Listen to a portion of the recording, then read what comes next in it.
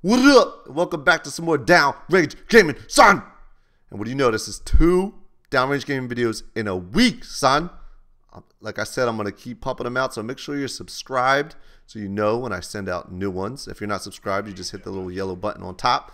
And if you don't have a YouTube channel, just set one up, son. And as you can see, I'm playing some Team Deathmatch, and I'm rocking the Scar. Never fired the weapon personally myself. I know it's a Spec Ops, Special Operations, use that weapon. And I think it fires a 5.56 NATO round.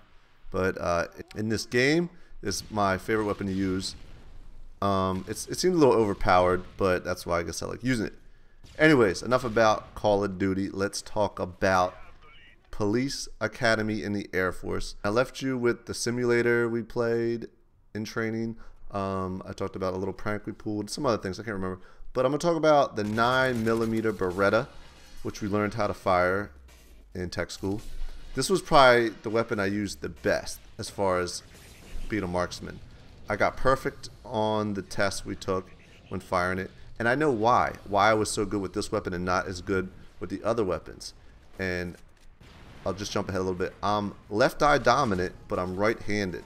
So when I was firing all the rifles, I was firing them in my right hand and using my right eye to fire, and it was just not working out for me. And I think I might even use my left eye sometimes. I didn't even realize it.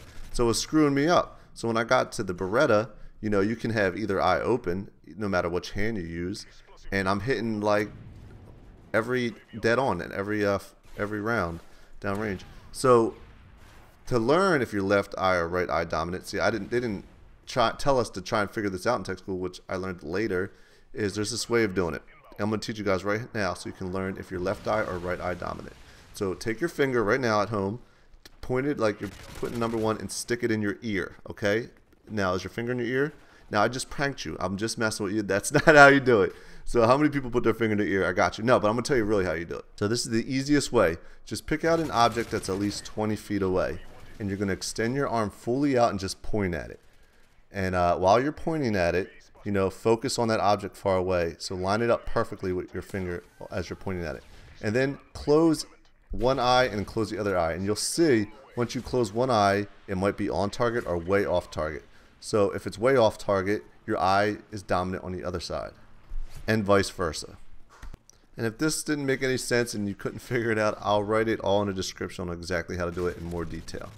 So here's another situation that's not really funny. It's actually kind of sad that happened out in San Antonio in tech school. Now, out there were these rabbits that were like huge. I've never seen rabbits this big. They definitely aren't like that in New Jersey. They're tiny. Out there, they're huge. And they're all over the place, all over the training area, near the dorms. You see them all the time. You can never get close to them because they're so fast. And I see one like in the field, and it's large. I'm like, whoa, look at that one. So I'm like, you know, kind of inching towards it, see how close I can get to it. And this is right near the dorms. And I get right up on it, and there's an arrow in this rabbit. He was already dead. I mean, this was really sad. But someone like sniped one of these rabbits from the top of one of the dorms with a bow and arrow, which is like extremely dangerous because there's troops everywhere. But I just thought that was very interesting to see this rabbit standing straight up with an arrow straight through it. Now, another big part of being a security forceman in the Air Force is air-based defense. And what I mean by that is like doing security for like the flight line and all the aircraft on an Air Force base. So in training, we had to learn air-based defense. And we would go out to like a simulated airfield or a flight line and do simulations as we're protecting it if people tried to come up or anything. And it was actually really fun. They'd give us blanks, and it was almost like paintballing, but with like real weapons that have blanks in them. But you really didn't want to mess up. It was stressful at the same time because if you did anything wrong, you know, the instructors would get on you and smoke you. And what I mean by smoke you is like make you do push-ups or flutter kicks. So like someone would mess up or you would mess up, and the whole team would suffer. They'd be like, all right, push up position, and they would go 1, 2, 3, 4, 1, 1, 2, 3, 4, 2. So you think you just did 2 push-ups? No, you just did 4 push-ups. So they'd always make it seem like you're doing less than you really are, which was kind of messed up. And speaking of things that are messed up and sucky, this is something else we had to do in training, which was just bizarre to me. well, not bizarre. I understand where they were coming from, but the way that they went about it was a little weird. Basically, not only were we like air-based defense security, we were also learning how to be law enforcement, like policemen. So one very important thing we had to do and learn how to do was, handcuffing and searching. Like, if you handcuff someone, you have to search them, make sure they have nothing on them. And so we practiced handcuffing each other, then we had to start practicing searching each other. So, and you have to search every point of every part of the body. We're doing this on our battle buddies, So we're learning how to search. You have to squeeze like every piece of the body, like squeeze and search. So you can see like somebody was hiding like a handcuff key or anything. So we get to the private area, like the balls and the butt. And you gotta search that too. By the way, we were in our uniforms, fully clothed. Gina downstairs is like, "Ew, you were naked." We were not naked. And so when we get to the ball, to the balls, you gotta check left. Just imagine this. I have someone handcuffed. My hands are down by their area.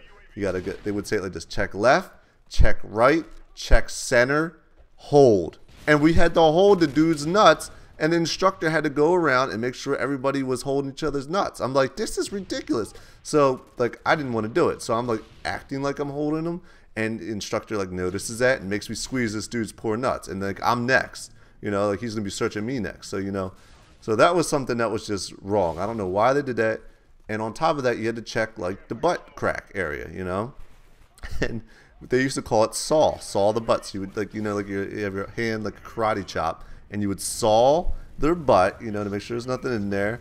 And, and then you would check left, check right, check center. So you would go from sawing the butt to that. It was bizarre. Like I said, they weren't naked. This was all over the clothing, not inside the pants or under the clothing.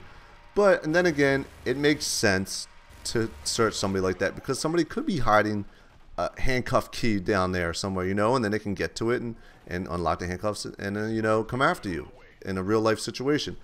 And speaking of that real life situations, I had to search, people I apprehended and, being a law enforcement police officer. And you have to do it, man. You got to be safe because, like I could get killed or like one of my partners could get killed. It could be my fault because I didn't search this person I apprehended well enough. So it makes sense, but it just sucks. So ending on an awkward note, that's going to be pretty much the end of this video. I did pretty good on this team deathmatch. So I'm getting my skills is getting up, son. And thanks for watching. And like I said, we're going to be trying desperately to get this video on the homepage. So throw a like, get a favorite in there if you're digging the videos. And I saw comments on the last one that you guys said it was on the homepage. I didn't see it. I wish I did. I don't know how I got on the homepage, but thank you for helping me get it on the homepage if it did last time. And I'll see you guys next time. Peace on the streets, son.